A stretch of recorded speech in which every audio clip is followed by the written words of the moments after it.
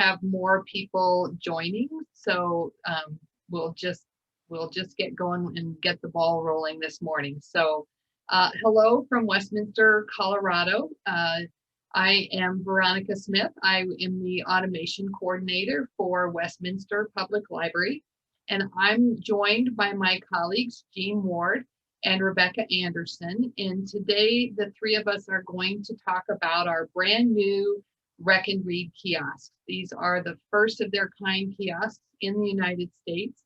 And so we're super excited about them and want to kind of talk to you all about how we got started with this project and where it ended up. So that's what we're going to cover today. So Jean, why don't you kick us off with the first slides there, if you'd move us forward. So really our project began in 2018, and this is what we saw at the ALA Midwinter Show in January of 2018. When I saw this kiosk, I was so excited about it. It was simple to use. It was smaller in size.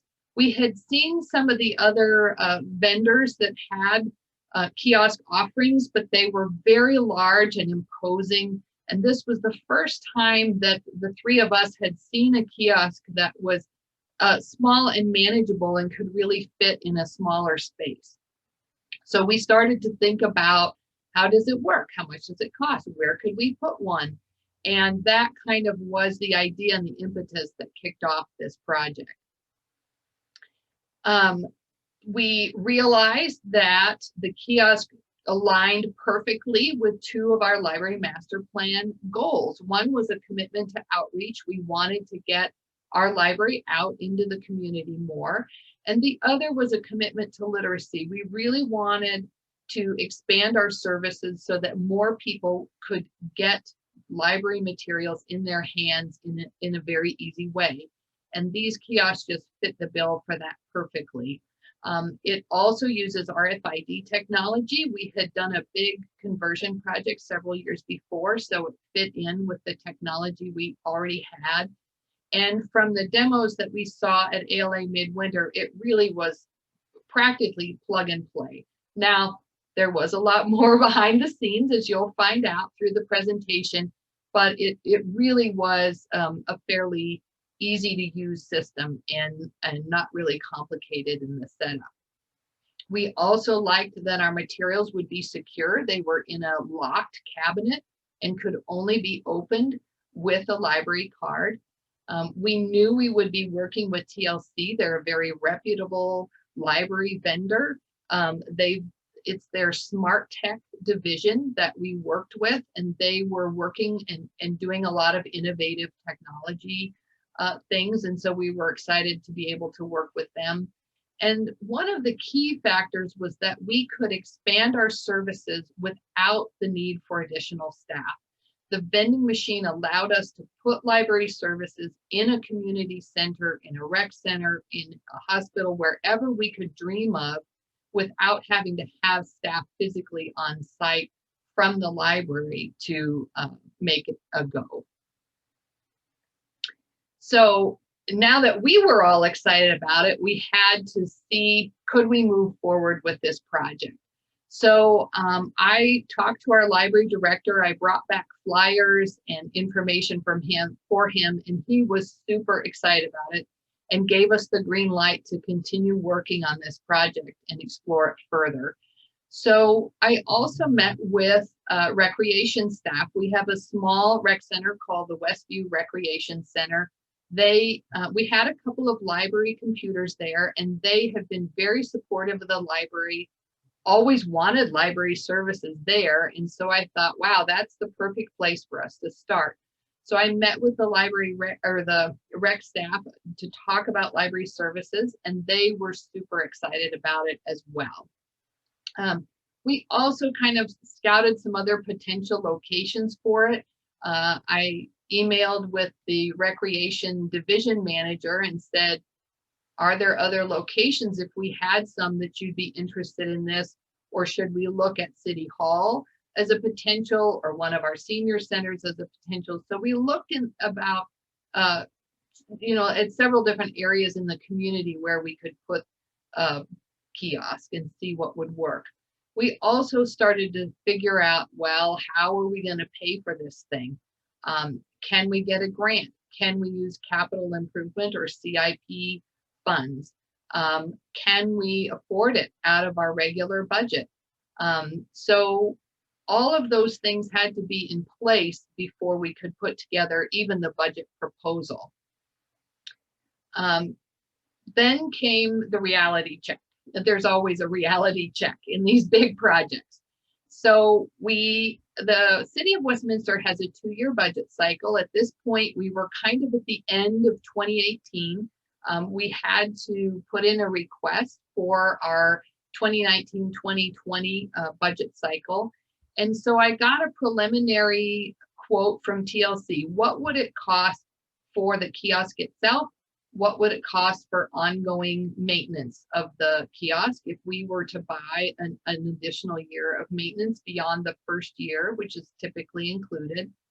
And then Rebecca put together for me a cost of what the collection would be, not only for a grand opening day collection. We knew the kiosk held between 125 to 130 items.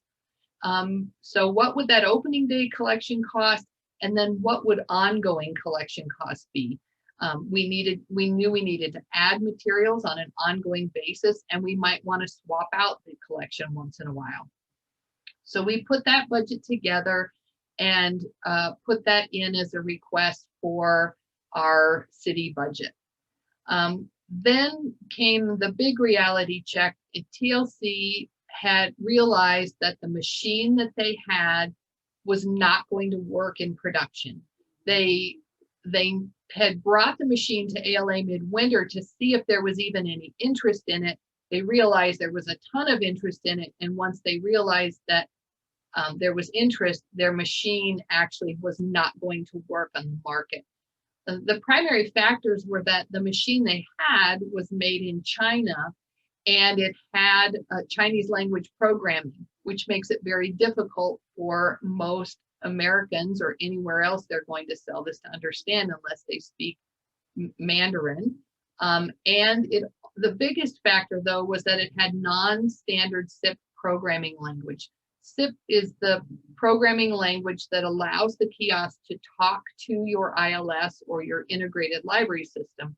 So without that standard SIP language, this was not going to connect to different types of ILSs. It wouldn't connect to III, it wouldn't connect to Horizon, it wouldn't connect to their own TLC systems.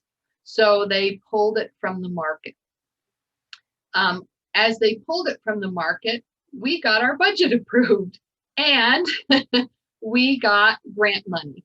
So we had applied for a SIPA grant. It's a statewide internet portal authority. It's not a place most libraries go to ask for grant money, but we did, and we ended up getting money for it. And then our CIP funding for the kiosk was approved. So now we had money, but we had no machine.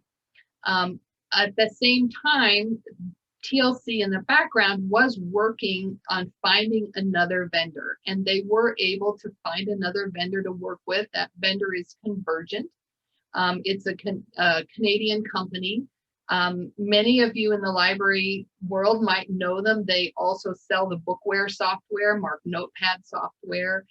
So they are a standard library company. They know about SIP. They know about library practices. So they were a perfect partner for TLC on this kiosk. So now we had funding. Now we had a kiosk that we were excited about. And unfortunately, I, as the program manager, had to take an extended leave for back surgery. So I was out of the office for several months, which delayed our project. So you can see we started in 2018 in January at the ALA conference, and now we're in January of 2020 beginning sort of phase 2. That may not be how most projects go, but sometimes there is an extended period of time between when you have the spark of an idea and when it starts to come to fruition. So by 2020, all of the stars had started to align, and we started to do some actual real research into what vendors were there. So now we have the staffing, now we have a great product, and now we have the budget. So how do we move forward? So we began to do some research on what vendors offered kiosks and what the various features were. I had heard about and seen several other vendors at ALA. I knew about Envisionware. They had a very large kiosk. It was actually somewhat imposing at the ALA conference, but it was an option. I knew obviously TLC, and I wasn't sure what else was out there. So I simply did a Google search for library kiosks and found out that DTech International also offered a kiosk, as did a company called PV Supa. We found out through our research that PV Supa will not sell in the United States because they also manufacture the same cabinet that Convergent is making. But TLC has the exclusive selling rights in the United States for that. So we never did hear back from PV Supa. I also posted to our ILS listserv to see who's got a kiosk, what are you using, what do you like? And reached out to our Colorado IT managers group also to find out what they were using, what did they like, were there good features, what are the pros, what are the cons of what they're using. The biggest thing, once I had the information about the vendors that we were interested in, was to send out exploratory emails asking for information about the different features, the pricing, and comparisons. A lot of times the vendors will compare themselves to others. They know in their market what is available, and they will be able to say, well, we have these features that we know this other vendor does not. And so sending out those exploratory emails was part of our research. And here's a sample email that I sent out to our vendors. This was the one that I sent to DTech saying that I am investigating. And you'll notice I did say in my email, I am comparing. So send me information about what you have. How does it compare to the other systems? And can you provide a quote? And so I started to get information back from various vendors then about the systems that we had available to us. I'm going to turn it over to Jean now, and she's going to talk about our research results. Are there any questions before we go any further? And feel free to unmute yourself and just ask or put something in the chat if you have a question. So Put nothing in there right now, Veronica. Okay. All right, sounds good, Jean. Take it away. And if you do have questions, please feel free to put them in the chat as we go along. So as Veronica said, we ended up with 3 vendors that were doing business in the United States. So now we have these vendors and we have to start comparing them. So here are some things that we consider, and this is of course not all of them, but you know, it's hard to compare apples to apples when some of the pricing includes installation and some of it doesn't. Some of it includes infrastructure and some of it doesn't. So after we have these things considered, then we move on to our comparisons. And here's just a real basic example of how we would compare things. So the model name, the vendor, and the price. And at this point, it was pretty clear to us that we were not going to be able to afford either the DTech or the Envision hardware. So, but we still did a little more comparison, and we said, how many items does the kiosk hold? And what are the dimensions of the kiosk? Well, like Veronica said, she saw the very intrusive Envisionware one at ALA. And if you look at this one, it's almost 10 feet long, 7 feet high, and 5 feet in width. So that was way too big for the locations that we were considering. We also had to consider if we were going to install it indoors or outdoors. And we landed on we were only going to install it indoors. So it was pretty obvious at this point that this one wasn't going to work, and this one wasn't going to work, But this one was just right, just like the three bears. So this is the one that we decided we were going to go forward with. So the kiosk comes in an all white model, and you have to put the wrap on it or the design on it yourself, the branding. But, so this NovelBranch is pretty small. It's 18 inches deep. It's 6 feet tall, and it's about 48 inches wide. So it's nice and compact. It is almost exactly the size of a regular vending machine.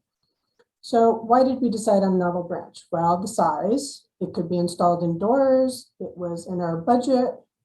And the thing we really liked about this kiosk is that the patrons could open the door and look at the titles and touch the titles and read the book jackets and things like that. That was not an option with those other two kiosks.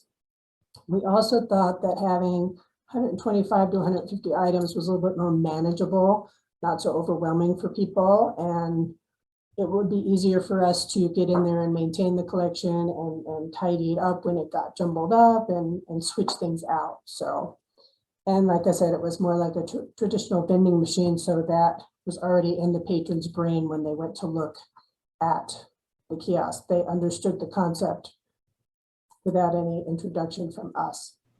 So now Veronica had to put on her negotiating tiara and went to work saying, and she's going to offer you some of her insights about successful negotiating with the vendors. Yes.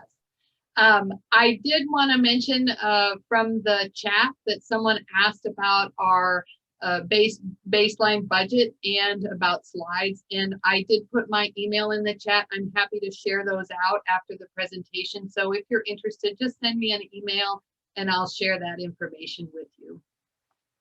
As Jean mentioned, we did do some negotiation. That's always a part of these projects. And one of the things that I think people don't realize is that when you are asked for when you ask for a quote and you get that back from a vendor, that is not your final price. You do not have to settle on the price that comes from the vendor. Many times you can negotiate with the vendor to say, that's a little bit more than my budget. Are you able to fit within my budget? And we were able to do that with TLC. We had a baseline budget that we had prepared. Remember back in 2018 when we had a prototype and a quote from them. And we said, well, we based our budget on this initial quote. And that's really all we have. We have this grant money. We have our CIP funding. We really don't have any more to spend. Are you able to work with us and come down in your pricing? And they actually did. They were able to come down a little bit to fit within our budget because they were able to negotiate their pricing a little bit. It allowed us to buy more than one kiosk. So that was really exciting because now we not only had a kiosk for the Westview Rec Center, but we had a second one that we could also place in our community. We also looked at maintenance costs. With most technology, the first year of maintenance is included, but we wanted to purchase additional maintenance ahead of time, and we had tried to budget for that. The reason for doing that is because every year when you go back to a vendor, they will increase the maintenance cost by 3 to 5%. If you can purchase that maintenance ahead of time, you're saving yourself money in the long run because you not only have several years worth of maintenance, but then your 3 to 5% starts on that initial year's maintenance and it hasn't already built up. So if you can build those maintenance costs in ahead of time for 2 or 3 years, it's going to save you quite a bit of funding in the long run. We also looked at what support was included. Is there on-site support, or is it only via a phone call? Do they have a portal that you can put in a work ticket and someone's going to respond? How quickly are they going to respond? Do they give you a 24-hour response time, or is it going to take a week or more before they get back to you? How much do they expect our staff, our technical staff, to troubleshoot before they will step in and help? If you're a large library and you have a really good IT team, maybe you don't need as much support from the vendor. If you're a smaller library and you're the library director and you are the IT team, you're going to need more support from the vendor because you probably don't have all of that IT expertise to do more of the troubleshooting. So those are important things to negotiate ahead of time. We also had to look at the contract language. We worked with our city attorney. The city attorney reviewed the contract. There are things that from years of doing contracts with vendors, I know we always have to have. For instance, our venue always has to be changed to Jefferson County, Colorado. The lawyer is going to insist on that for every contract. So I just work with the vendor ahead of time and say, the venue has to be changed for any contract disputes. Can you get that into the contract before I even send it to the attorney? Because I know they're going to request that. So those are some of the things that we worked on before we signed off on the contract and finalized it. So Jean, I think it's back to you to talk about the approvals that we had to go through. Or was I covering the approvals? Sorry, I think I'm covering the approvals. So at this point in our project, we knew we had the library director's support. I worked with the city attorney. We had finalized the contract, but I talked to our city IT team. We wanted not only to provide them information about the project as a whole, but we needed their help with providing the network connection between the kiosks and our ILS. So we got them involved in that piece of it. We have in our department, we are part of a Parks, Rec, and Libraries department, and we have an operations manager who works with the budget and all of the different project approvals. So we worked with her to get approval on the project, as well as our PRL director who had to do the final sign off on it. We provided them with our budget figures, with a description of our project, and provided the 3 quotes that we had gotten from our various vendors.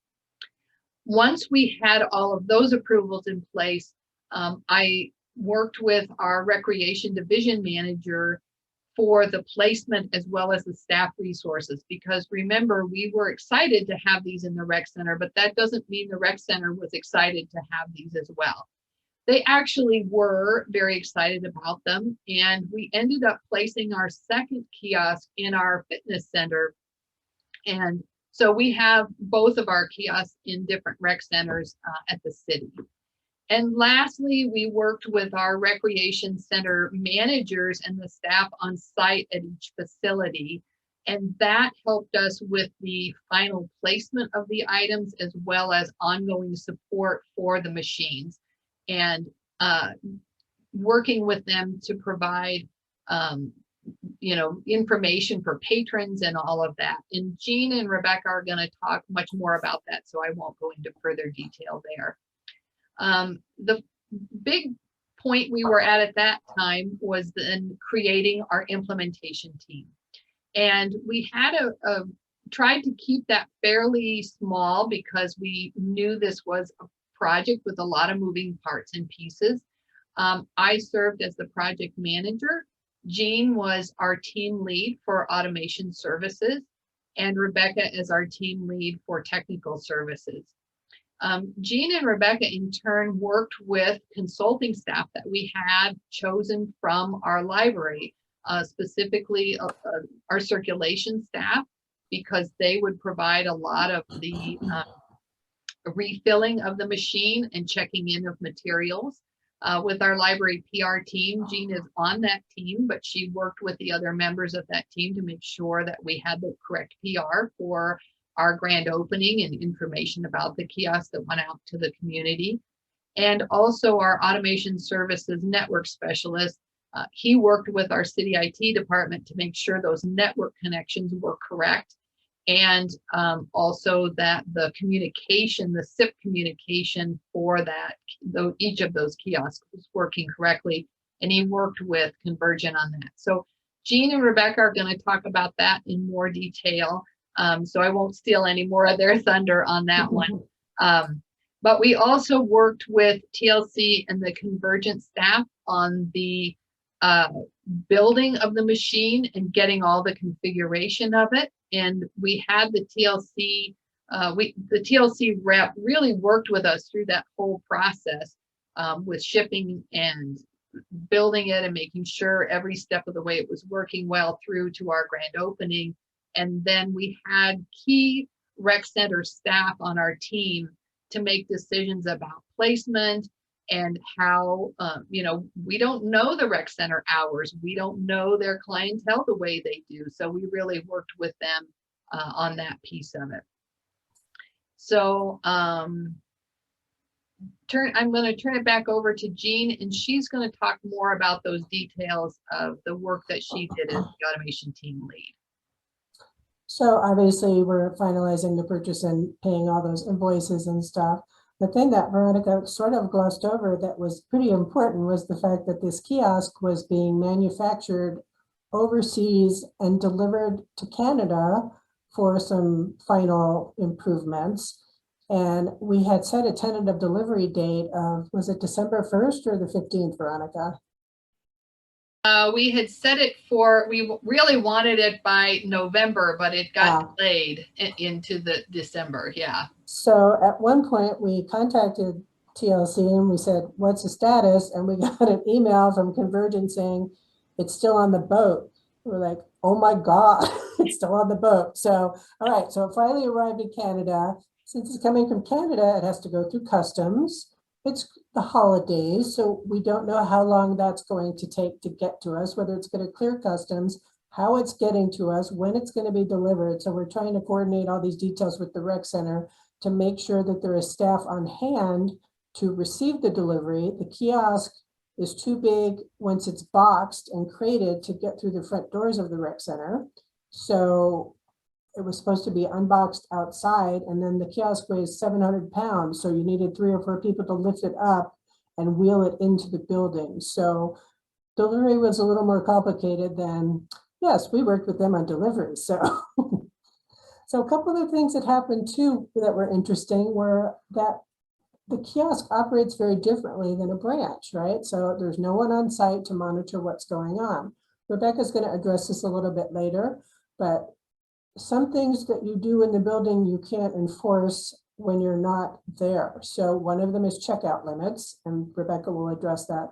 Another thing that can't be managed is holdover rides. So initially the kiosk, if it hadn't been COVID times, the way the kiosk works is the patron checks stuff out and then they bring stuff back and they put it back in the kiosk and it checks it in for them. So because of that, anything that's in the kiosk can be checked out by anybody at any time, and anybody can return anything to the kiosk. So if there's an item that has 15 holds on it and it gets returned to the kiosk does not fill holds for those people on the list. So the next person that comes and goes, hey, this bestseller is in the kiosk, I'm taking this. So that was a real departure for us. So we had to think about how that was going to work. There's a couple other things like that too that Rebecca will talk about, but Veronica's already talked about the network connectivity and the connection to Horizon and how we had to set that up. We also had to configure some of the kiosk settings, some of the language that was in there as default language really didn't work for us. One in particular that I remember that I had to rework was if the patron scanned a card that wasn't valid for some reason, that was either not a Westminster card or was an expired card, the message would say, item denied to you. So that was not the friendliest message. So we worked on changing that language a little bit to say, you either have an expired card or you're using a card that is not from WPL. Please call this number. So testing and testing and testing before we launched it for the public. We also used Microsoft Teams to communicate with our recreation staff. We had some ups and downs with that. It was a new implementation of Teams for the whole city. So not everybody in every department was using it. So it wasn't part of people's workflow yet. So sometimes we'd be updating in Teams and we'd realize that the recreation staff didn't even have Teams open at all during the day. So sometimes we had to end up calling or emailing and saying, did you see our update in Teams, which kind of defeated the whole purpose of using Teams. But there were a couple other variables we had to consider because of COVID. Like I said, the patrons were supposed to be able to just put the books back in the kiosk, and obviously we couldn't let them do that. So we had to buy a book drop, and Rebecca is going to talk about that in a little bit. Here's what the home screen of the kiosk looks like. The patron can scan their barcode or they can just type it in. You can see the different branding and the colors. It was pretty easy to do. Convergent was very easy to work with, and the documentation was pretty good. Okay, Rebecca. Okay, I'll take it over. Hopefully I'll be able to hit on every point I should. So technical services also played a major role in the kiosk team. So within tech services, we determined the initial kiosk collection and we processed all items in that collection. And we ended up actually pulling items from the physical locations in order to make things easier and increase circulation. As Jean mentioned, we did purchase book returns, and the kiosk was designed for returns, but due to COVID, we really didn't want patrons to be returning items.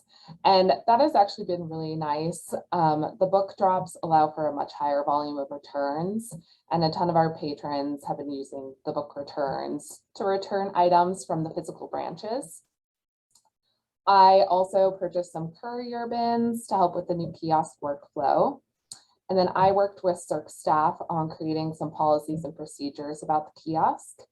I also provided some kiosk training to circ staff and rec staff so that they felt comfortable working with patrons and they knew what was going on. I also, oh, that's it actually, let's go on. And this is actually a socially distant training I did for circ staff in February of this year. And I'm actually going to turn it over to Jean very briefly.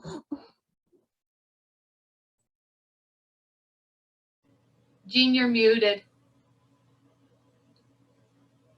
Apologies. Rebecca has told you about the circulation services and how she's working with them. She'll also talk about that a little more in a minute. Veronica mentioned I was part of the library PR team, which may seem like an unusual combination for someone that works in IT, but that was kind of my background before I came to IT, public services and PR. So as a member of that team, we had a naming contest for the kiosk. The kiosks were originally called NovelBranch, but we wanted to make it a little more specific to us and our location. And so we had a contest, and the name Rec and Read was the name that was chosen by got the most votes. So that's what we decided on. And the rec center staff really liked that. It kind of tied in with their whole business too. Had to do a bunch of other stuff, set up the grand opening, put documentation like flat posters on the kiosk. Before we had the wrap done, it was just plain white and it had books in it. So it was like, what the heck is this thing? People would come up and go, does this work or what? So we had to put some stuff on there. We also created a QR code so people could scan it and get a new library card immediately if they wanted to use the kiosk and they didn't have a card. So that was something else I worked on as part of the PR team. And then I also worked with our network specialists to make sure that we could get that connectivity from our building to their building. So here's a sample of the survey that we sent out to people. This survey was created by our leadership team. And then here's the email that our director sent out to everyone in our Park Recreation and Libraries department to help us with our naming contest. So, you know, we probably got, I can't remember how many entries we got, but there were some clever things in there, but we were kind of disappointed because a lot of them were really book related and we were hoping to get something a little different than that. And that might have been our fault because we weren't really specific that we wanted something that wasn't just books, but it worked out okay in the end. We like our new name. Okay, so expanding a bit more on the circ process. So this was one of the most time-consuming elements, figuring out a brand new workflow for the kiosks. So one thing we did is we ended up expanding our courier service to both rec centers. 5 days a week, Monday through Friday, a circ staff member goes out to the rec centers. As I said, we established a completely new workflow. This included a lot of figuring out how to check items in and out and how that differs between a branch location and the kiosk. And there was a lot of workarounds we had to come up with and be really creative. And circ staff, when they go out to the kiosks, they also regularly check for items that don't belong and other oddities like creative shelving by patrons or other things. And I tried to make the circ process as simple as possible, working alongside circ staff to come up with a good process. And I just didn't want to add too much work to anybody's workflow. Circ staff also test new material placement. They help figure out what types of materials are best for the kiosk. Recently, they helped figure out if we can display items spaced out. And yeah, that's kind of the overall circ process. There's a lot of ins and outs in it, but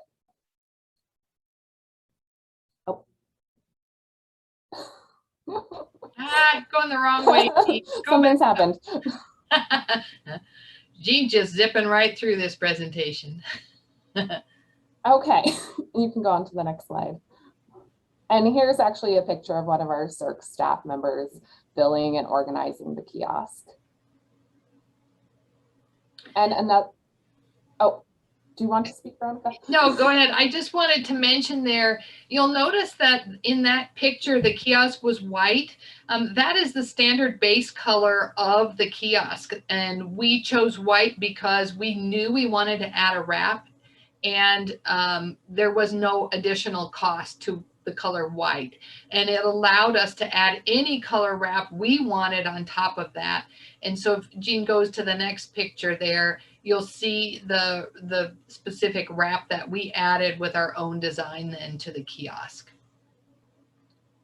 So sorry to interrupt there, Rebecca, go ahead. Oh, no worries. So as Veronica and Jean have both kind of touched on, our vendors, TLC and Convergent, also played a really significant role in this process. So Convergent built the kiosks, both TLC and Convergent kind of coordinated the delivery. They provided support during the whole process, helped train staff on the best ways to use the kiosk and how to troubleshoot the kiosk. And TLC also attended the grand opening, and they gave us a ton of swag to give out to patrons. And that's actually our vendor rep from TLC in that picture, and she was absolutely fabulous. And last, but certainly not least, rec staff partnered with us for this project. The kiosks are located at 2 different rec centers, of course, and rec staff was able to work with facilities and IT to provide power and data to the kiosks, which is pretty important. Rec staff also provide basic support to patrons using the kiosk on a day-to-day basis. And they also help promote the kiosk and library services to rec center guests, which is really important. So all this work was really to give our patrons another way to access the library and allow us to connect to the community in different ways. And so I'm going to shift gears just a little bit. And I think it's a good time to clarify how patrons use the kiosks and what the collection looks like. So using the kiosk is super simple. You just scan your library card or you type in your library barcode, then you enter your PIN number, you open the door, you browse, you look at the books, you make your selection, and then you close the door. And as previously mentioned, the kiosk uses RFID to determine what you removed from the kiosk. And then you just grab your receipt and go. Absolutely simple. And a little bit more about the collection and the different bits and pieces of it. And Jean mentioned the items can't be put on hold. There is absolutely no item limit. There's just not a way to enforce it out there at the rec centers. We had a 3-week checkout period, and that was the same as the majority of our collection. So that was a lot easier to just stick with that. And as mentioned previously, there were book drops, and we haven't even started advertising to patrons that you can turn books to the kiosk. It just doesn't really work with our workflow. Oh, and I do want to mention actually that we have a QR code that we created so that patrons can get temp cards out of the kiosks if they don't have one already. And this was really important because one of the kiosks is located in a traditionally underserved area of the city. Rebecca, there was a question about the circulation, and I kind of answered in the chat, but I just wanted to know if you would speak to it a little bit. And it was really about why we chose that 3-week, which I think you touched on a little bit there, why we chose the 3-week, and also how do we know people, why there's no limit to what people can check out at the kiosk. Okay, yeah, I'll touch on the 3-week first. As I mentioned previously, most of our items are now 3 weeks in our physical branches. So it just made the most sense to us to keep that as the standard. I think if you can streamline things, do it. And then also with the limit, so because you just open the door, you browse, you can grab as many books as you want. There's nothing really stopping you from grabbing as much as you want. However, we've only really seen about one or, people choose 1, 2, 3 books at a time. No one's ever cleared out, 100 books out of the kiosk. All right, thanks, Rebecca. Yeah, I think people, can sort of, they'll take what they can hold, and they aren't like loading up boxes or bags of books and walking away from them. I also wanted to mention that the kiosks are within sight of the rec center desk. So it's not like they're hidden behind a wall or in a hallway. At the Westview Rec Center, they are near a hallway, but still within sight line of the rec center staff. So I think rec center staff would notice if someone was doing something funky there at the kiosk and probably hopefully go and talk about it. Yeah. And then here are just some beautiful pictures of patrons using the kiosks. And then here's a sample of our kiosk collection. So as mentioned previously, the kiosks hold about 125 to maybe 150, probably a little bit less. We actually reviewed community profiles to develop an initial collection. We looked at demographics and other aspects of the community surrounding and using the rec centers to establish collection guidelines. And each kiosk has a little bit different of a collection because of the different community needs. And we currently try to have books for all ages, both fiction and nonfiction in the collection, mostly new items published within the last year or two. And we do try to develop a well-rounded collection, even though it is super small. And the collection is really the manifestation of all the work everyone's put in over the last couple of years. So overall, we learned a ton of lessons during this project. First and foremost, working in cross-departmental teams, especially during COVID, can be both challenging and extremely rewarding. So some of the challenging aspects were rec staff and library staff had different work hours. There was different communication expectations. Microsoft Teams was a little bit hard to navigate sometimes. The rewarding aspects were really that rec staff had kind of limited knowledge of all the tiny little details of library operations, which generated a lot of good questions, and it caused us to rethink a lot of things. And overall, it was a really rewarding way to work together. We had to find ways to work together. We had to develop a really important partnership that we can tap into the future. And another lesson is that you just can't prepare for everything.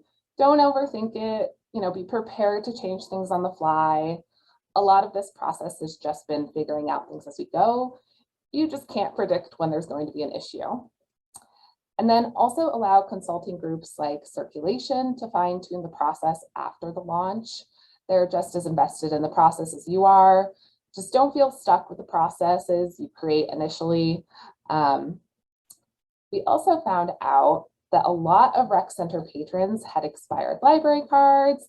They didn't have library cards, or they had cards from other library districts, but thought they had our card. And we've bridged some of this gap, but we're still working on how to mitigate this and get usable library cards into patron hands.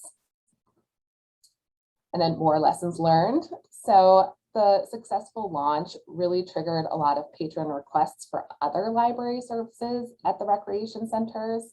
especially hold lockers. Patrons really want to get particular titles sometimes. And we also really wanted to add all types of materials to the kiosk, so DVDs, audiobooks, etc.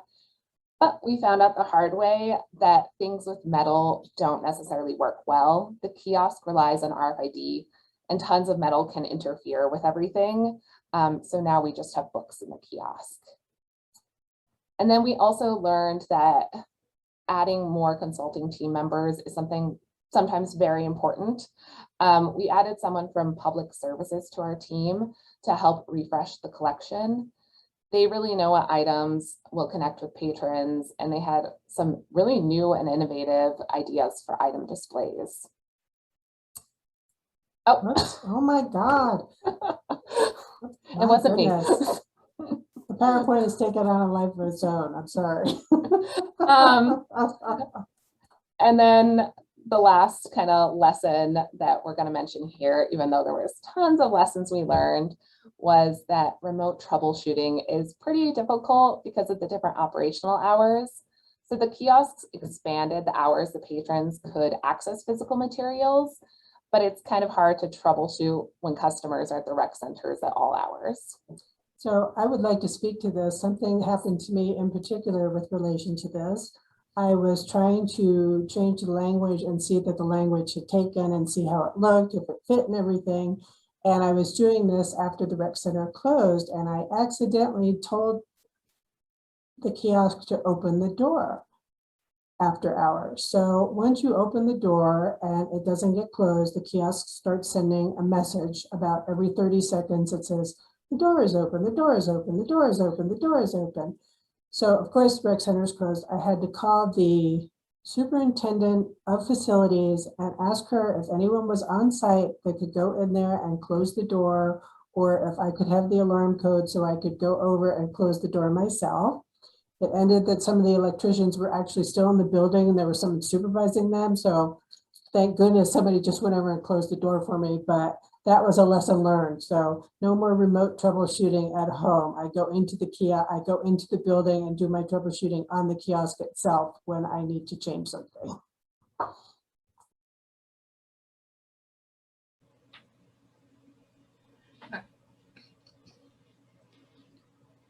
So next steps, well, we're obviously reviewing circulation statistics pretty regularly to see what's circulating and what isn't. And like Rebecca suggested, we're refreshing the collection every 2 to 3 months to see. We're still kind of testing the waters at this point. We opened the kiosk in February. We had our grand opening in the beginning of June. We're getting back some comment cards from patrons. We just have them fill them out, throw them in the book drop, and our courier picks those up and brings them back to Rebecca. We also get feedback from rec center staff. They have been surprisingly good users of the kiosk. So, and we've also found that the kiosk gives us some outreach opportunities that maybe we weren't expecting. We've been putting summer reading bookmarks in the kiosk, so to reach that audience that maybe doesn't participate in our summer reading program usually. And we plan to put things like Hoopla bookmarks and Flipster and some other of our online services in there too when summer reading is over. We've also discovered through this process that the model that we've used for our project management is going to be used for other grant requests. So we have a process already in place. And now that we have the kiosk and can show that we're doing the outreach, we can search for other grants that might allow us to purchase those hold lockers or maybe additional kiosks too. So that's kind of what the future holds for us. We'd love to talk to you about our kiosks. Please feel free. Yes, you can never have enough dinosaur books. That was we also had somebody that wanted books on manta rays. So it was pretty, the kids love this kiosk. They're very specific about what they expect to find in there. So please contact us. We'd love to talk to you. And if you have any other questions, I think we have a few minutes. I think we're ending at noon, but maybe not. Yeah. We do have a question in the chat, and I think that's mainly for you, Rebecca. Please talk about cataloging, processing involved with the kiosk materials. How do the items work with the ILS? They do show, yeah. Do the items display or are they suppressed? Do you have location codes for each kiosk, and how do you update those as materials move to the kiosk, from the kiosk to the regular collection. So if you can speak to that, and I'll repeat some of that if that got lost. So, and I can see it on my screen too. Okay. That is an absolutely amazing question. So yeah, there was a lot involved in the cataloging and processing of these items. But so basically what we ended up doing is changing the location code or creating location codes in our ILS, and we use Horizon. So it might be different depending on the ILS, but we created 2 different kiosk location codes, one for our fitness center and one for Westview. And then for processing the books, we also added a location sticker to our items. And the items do display in our library catalog, and they show that they're out at the kiosk. And then let's see, so that's kind of about the location codes.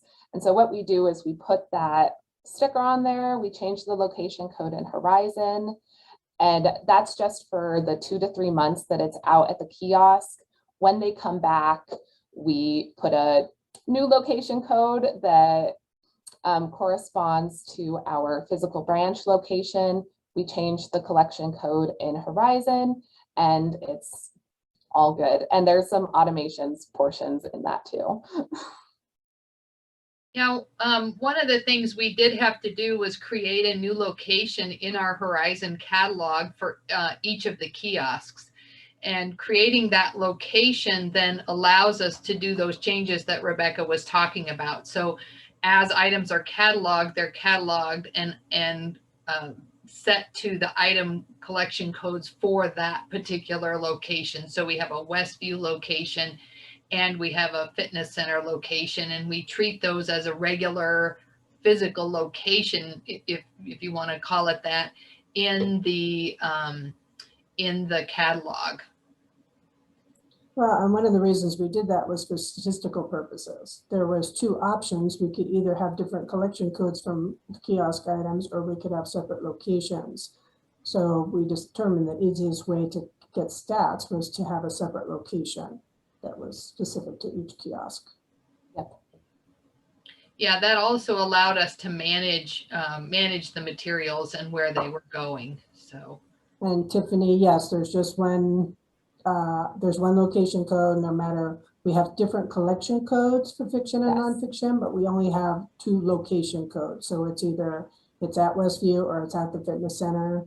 And then it's either just general fiction or nonfiction, just like everything else in our collection, whether it's at the branch or not. So.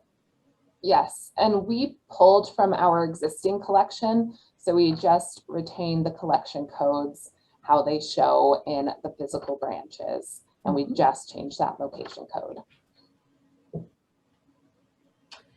Tiffany, did that answer your questions? You're welcome to unmute yourself too if you had some more, if that's easier than typing. I don't know. So the other thing that maybe we could talk about is the messages from the kiosk, that we get an inventory every morning of what's in the kiosk with a status code on it. So we can kind of identify any things that ended up in there in error. It also sends us notices if the door's been open for a certain period of time. It would send a notice if somebody did decide to take 50 or 60 items out at a time. Yeah, so it's pretty robust, the kind of messaging it gives us, so we can keep an eye. It also sends a message if we get below us. For example, if there's only 70% of 125 items in the kiosk, it sends a message to say you might want to fill this up. If once people start returning materials to the kiosk, it will send us a message that says there's too many items in the kiosk, somebody needs to come and get them out of here. So we're finished. Talk, David. I think we're at our time here. So thank you all so much for joining our presentation today. We really appreciate it. Thank you, David, for allowing us this opportunity to share information about our kiosk. We really appreciate it, and thank you all. And please let us know if you have questions. Just send us an email. We're happy to share what we've done and what we have. Thanks very much to the three of you, and thank you for making yourselves available for further questions from the attendees. Absolutely. All right. Have a great day, everybody. Yeah, thanks everyone. Bye all. Hey, Veronica, JR was on. We should have probably introduced him. I don't know if he's still on or not. I'm still recording. Oh, yeah. Hi, JR. I think you joined at the end there. Hi. Yeah, JR is our library director and the person who allowed us to move forward with this project. So we're very grateful to him and his leadership in doing that. So sorry, JR, you came in right. Oh, at it's okay. the presentation. You guys did a great job. It's awesome, and really amazed at the work you all did. So thanks for presenting on it. And yeah, thank you. Good job. Yeah, we recorded the presentation, so you can watch it in its entirety afterwards, JR. So. And the recordings of all our webinars are available on the SLIM website for your perusal at your leisure. All right, sounds great. All right. See y'all. All right, bye-bye. Bye everyone.